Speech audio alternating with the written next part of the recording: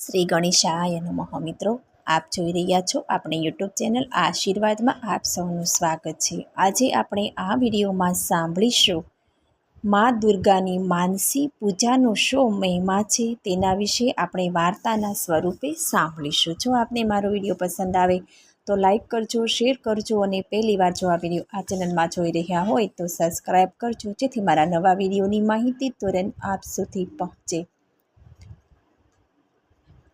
या देवी सर्वभूतेषु मातृरूपेण संस्थिता नमस्तस्य नमस्तस्य नमस्तस्य नमो नमः। શિવાનંદ મહારાજ એકવાર મંદિર સામેના વડલા નીચે બેસી ધ્યાનમાં બેઠા હતા। ત્યાં તેમને કોઈનો પગરવ સંભળાયો। એમણે આંખો ખોલીને જોયું તો એક પોટ ગૃહસ્થ આવી રહ્યા હતા। આવીને તેમણે શિવાનંદને પ્રણામ કર્યા।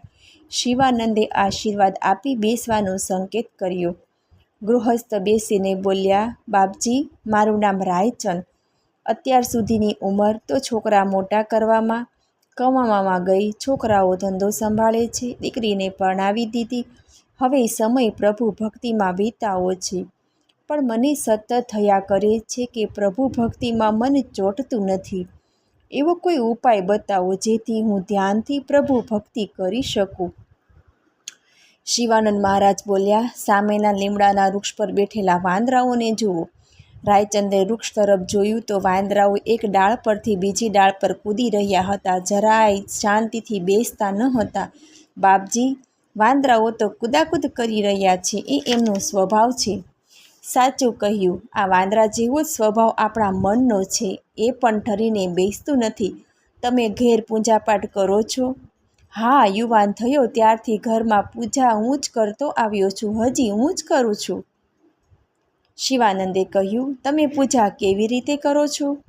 હું માં અંબાજીને માનું છું। રોજ દીવો અગરબત્તી કરી અંબાજીના ફોટા પર પાણી છાંટી લૂછી નાખું, પછી ચુંદડી ઓઢાડી ફૂલનો હાર ચડાવું, પ્રસાદ ધરાવું અને આરતી કરી માતાજીની સ્તુતિ બોલું, એક માળા કરું, બસ। પછી પ્રસાદ વહેંચી નાસ્તો કરું અને દુકાને જાઉં છું। આ રીતે હું પૂજા કરું છું। હું પૂછું એનો તમે સાચો જવાબ આપજો। તમે પૂજા કરો ત્યારે, પ્રસાદ વહેંચો ત્યારે, ત્યાં સુધીમાં અંબા માના તમે વિચાર કરો છો કે બીજા વિચાર કરો છો? શિવાનંદે પૂછ્યું। હવે રાયચંદ ગૂંચવાઈ ગયો, સહેજ ખચકાણો, પછી બોલ્યો, બાપજી, સાચું કહું તો મનમાં એ જ વિચારો ચાલતા હોય કે દુકાને જઈને હોય શું કરવાનું છે અને શું નથી કરવાનું, મારે કોને કયું કામ સોંપવાનું છે, એ જ હું વિચાર કરું છું। શિવાનંદ બોલ્યા, તમે સાચું કહ્યું, એ મને ખૂબ ગમ્યું। તમે પ્રભુ ભક્તિ કરવાની ઈચ્છા હૃદયથી કરવા માગો છો એ મને સમજાઈ ગયું। તમે નહીં, મોટાભાગના ભાવિકો આ જ રીતે પૂજા કરતા હોય છે। ચાલો આપ મારી સાથે આ શિવાલયના ઓટલે બેસે। તમે ચૂપચાપ પ્રભુની પૂજા કરવા આવે એ ભાવિ ભક્તોનું તમે નિરીક્ષણ કરજો કે એ લોકો ભગવાનની પૂજા કઈ રીતે કરે છે। બંને ઉઠીને શિવાલયના ઓટલે બેઠા। ભક્તોની ભીડ હતી એટલે રાયચંદ શિવાલયમાં ગયા અને એક ખૂણામાં દબાઈને ઊભા રહી ગયા। એણે જોયું તો મોટાભાગના ભાવિકો ઝડપથી પ્રભુની પૂજા કરતા હતા। કોઈ દૂધ ચડાવીને તરત જ પાણી ચડાવતું હતું, કોઈ બીલીપત્ર અને ફૂલ ચડાવતા હતા, કોઈ ચંદનનું લેપ કરતા હતા તો કોઈ ભસ્મ લગાડતા હતા। ઘણા બધા પૂજાપો પલકભરમાં ચડાવી અને ઊભા થઈ જતા તો ઘણા થોડી શાંતિથી પૂજા કરતા। બધાના ચહેરા ભાવહીન હતા, કોઈક જ શાંતિથી પૂજા કરતા હતા।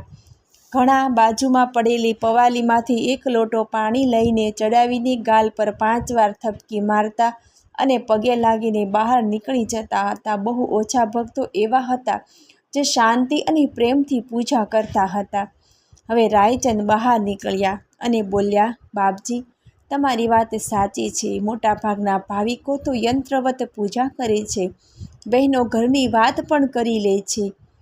પ્રભુ ક્ષમા કરે, પરંતુ મારી સામે જ હાથ પૂજા કરે અને મન બીજું કંઈ વિચારે, એમ જ થતું હશે? મારી જેમ જ એ લોકો કરતા હશે? શિવાનંદે કહ્યું, હવે ભાઈ, આમાં પ્રભુ સાથે આપણા તાર કેવી રીતે જોડાય? કારણ કે તમે અંબાજીના ફોટાને ફોટો ગણો છો, એને સાક્ષાત અંબામાં તમે ક્યાં ગણો છો? હવે હું કહું ને એ ધ્યાનથી તમે સાંભળો. શિવાનંદ જરાક અટક્યા, પછી બોલ્યા, તમે પૂજા કરવા બેસો એટલે પ્રથમ દીવો કરો. દીવો સાક્ષીરૂપ છે. પછી મનમાં વિચારો કે આ ફોટો નથી, સાક્ષાત અંબેમાં આ ફોટામાં વિરાજમાન છે. આ ભાવના મનમાં દ્રઢ કરો એટલે તમારું ચિત્ત અંબામાના સ્વરૂપ પરથી જ થશે. તમે અત્યંત પ્રેમ ભક્તિથી પાણી છાંટી ફોટાને લૂછો. માતાના પગના અંગૂઠા પર અને કપાળમાં તિલક કરી ચોખા લગાડો. પછી ચુંદડી ઓઢાડી ફોટાને પૂજા સ્થાનમાં વિરાજમાન કરો. ફોટો સ્નાન માટે ઊંચકો ત્યારે જ માનું આસન બદલી અને મંદિર સ્વચ્છ કરો. ફોટાની પૂજા કરી દેવસ્થાનમાં પધરાવો. એની ફૂલમાળા પહેરાવી સામે પ્રસાદ અને ચોખ્ખું જળ મૂકો. પછી માતાજીને ભક્તિભાવથી નિહાળી કોઈ નાનો શ્લોક બોલો. મન માના ફોટા પર સ્થિર થાય પછી જ સ્તુતિ કરો. સ્તુતિ શાંતિથી આવડે તેવા રાગથી અને ભક્તિભાવથી કરો. સ્તુતિ પૂરી થયા પછી આરતી કરો અને પછી માને જે પ્રસાદ અને જળ મૂક્યું હોય એને ગ્રહણ કરવા માને વિનંતી કરો અને મનમાં ભાવથી વિચારો કે હે મા, તમે પ્રેમથી પ્રસાદ આરોગી રહ્યા છો. મા પ્રસાદ આરોગી લે એટલે જળ આપો. મા જળ પીએ એટલે હાથ ધોવડાવી લૂછવાનો રૂમાલ આપો અને છેલ્લે પાનનું બીડું આપો. ભલે આ માની જ પૂજા કરો, પરંતુ તમારું ચિત્ત માતામાં પરોવાયેલું રહેશે. પછી આરતી કરો ત્યારે પણ મા પ્રસન્ન ચિત્તે એ સાંભળી રહ્યા છે એવી ભાવના મનમાં રાખો. અમને તેમને આવડે તેવા રાગથી આરતી કરો. આરતી પૂરી કરી માને આરતીના 3 વાર આંસકા આપો અને 3 વાર પોતે લો. પછી માળા લઈ જપ શરૂ કરો. ધારો કે તમારો મંત્ર ઓમ હિમ અંબિકાય નમઃ મંત્ર છે. તે ધ્યાનપૂર્વક થોડો લયમાં બોલો અને માળાનો એક મણકો ફેરવો. પહેલા મંત્ર પર અને આંગળી મણકા પર એમ 2 બાજુ એકસાથે ધ્યાન ધરો.